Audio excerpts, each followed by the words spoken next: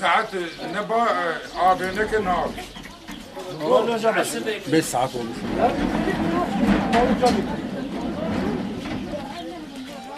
Demiri ura.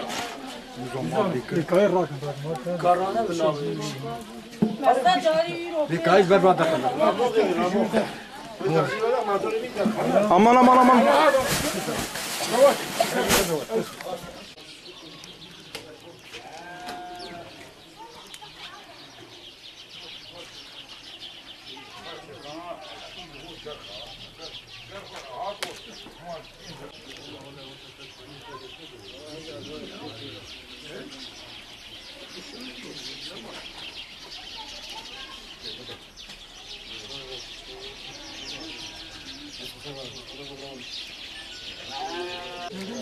Amca yangın ne zaman başladı? Bize bilgi verir misin? Saat 10'dan başladı gece.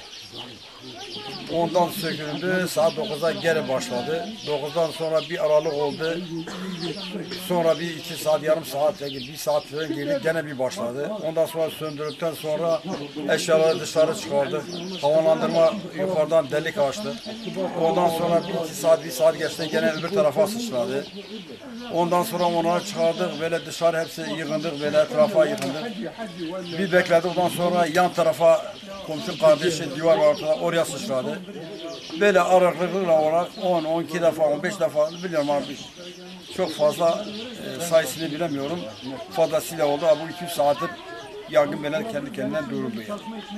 Neden olabilir bu yangınlar amca? Valla bizim tahminimize göre biz dün diyoruz, ne bileyim, Allah tarafından böyle bir yangın, hangi bir çocuk, bir ateş, bir ceylan, bir ev ateşi, bir yemek ateşi, öyle bir şey yok yani.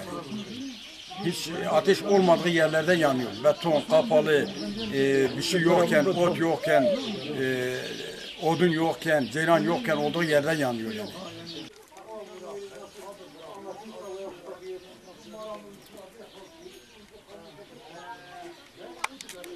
Duman çıksın diye eşyalar çıkardık yani. Burası yük yeriydi. Yeni bir evli olan bir gencin eviydi burası.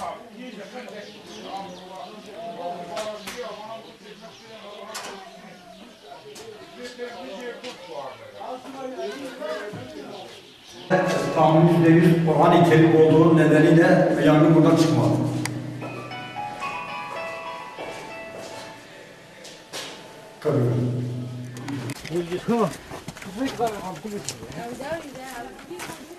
Hadi be dumar hadi be. Baba. Baba ne bekliyor? Baba ya buradan çıkmış. Bak yeni çıkmış. Abi. O şerimi.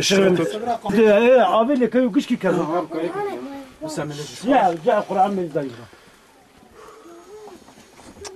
Devi ari kış ki kaza.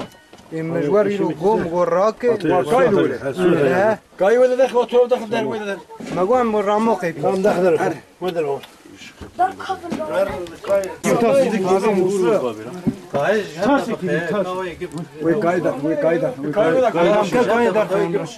Ne ola ben bir düşünüyorum. Ne ola ben bir düşünüyorum. Bina kere gurkat şey bu hocamsın. Moş avrak. Hadi. Tasekelek.